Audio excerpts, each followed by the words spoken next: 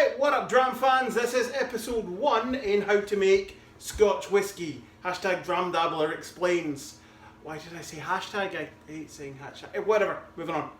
So, just in case you haven't already seen how to make Scotch Whisky in 1 minute over on TikTok, here it is. What up Dram fans, this is how you make single malt Scotch Whisky in 1 minute. You start with barley. If it's Scottish, that's nice, but it doesn't have to be Scottish. The barley gets malted. Malting is steeping, germination and kilning. The malted barley then goes through a mill. It's crushed between steel rollers into grist. The grist goes into a mash tun. It's mixed with our second ingredient, water. Hot water to be precise. That releases starches and enzymes and creates a liquid called wort. The wort goes into the washbacks, where the wort is mixed with our third ingredient, yeast. That activates fermentation. Fermentation lasts between 50 and 150 hours-ish. At the end of that time, you've got a strong sweet beer of 9, 10, 11%. That beer then goes through to the still house, into the stills for the first distillation. It's distilled to 25% alcohol. It then needs a second distillation. The second distillation is split into 3 cuts, known as the head, the heart and the tails, and it's the heart that we want. That gives us an average of 70% alcohol. It goes to the filling store, it's diluted down to 63, 64% before being filled into oak casks and matured for 3 years. Whew! Cheers! The first step in the process is our first raw ingredient, and that raw ingredient is barley. Now, this is malted barley. I don't have any unmalted, freshly harvested barley because, well, it's the middle of winter and there isn't any available. So, you'll have to make do with this as a representation of a big sheaf of barley. We are going to be talking about pre-malted barley, but this is malted barley and this is standing in for our moving on.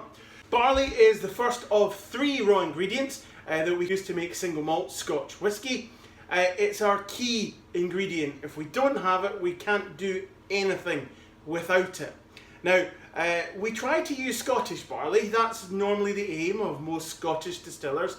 But the reality is, if we haven't got Scottish, then it doesn't really matter. And the most important thing is that we have barley. If we don't have it, we can't make the whisky. So we kind of, to a certain extent, take what we can get. We'll try and use Scottish. If we can't use Scottish, then we'll use English. Then we'll use European. And then we'll go further and further afield as we go on. I've heard of Eastern European barley being used. Russia is known for growing an awful lot of barley. The climate there is well suited to growing barley. And I'm pretty sure I've even heard of Aussie barley being used at times as well. Only certain parts of Scotland are suited to growing barley. So that's why we often have to go abroad. I did have a look, and strictly speaking, I think we do grow a sufficient amount of barley in Scotland to meet the needs of Scottish distillers. However, the question I suppose would be, do we grow a sufficient amount of barley that meets the quality requirements of Scottish distillers? And I'm guessing, given that we go overseas, I guess not. So most barley is grown in the UK, up the east coast and kind of round to the Murray coast. There are pockets elsewhere, but generally speaking, that's where it's grown.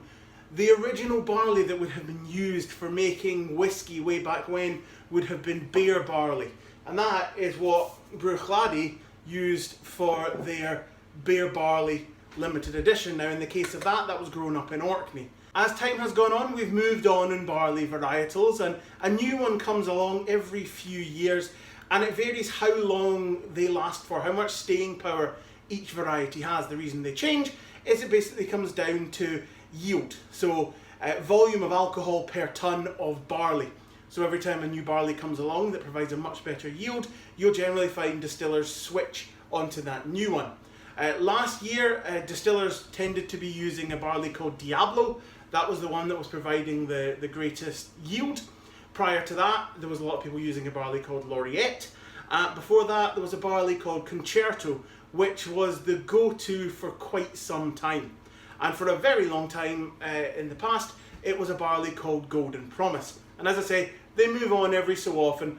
New ones get introduced, they get trialled and they work their way up, and eventually everybody switches over to them because that's the barley that provides most yield. So the barley we use is spring barley, planted in the spring, harvested in the autumn. The harvest front slowly moves north over the course of the autumn as the more northerly barley reaches a point where it's ready to be harvested. Once the barley is harvested, it then goes to the maltster where it gets dried out a bit. They want to try and reduce the moisture content, and they'll store it for a while before malting it. And malting is the next stage in the process, and that's the next video in this series. Cheers!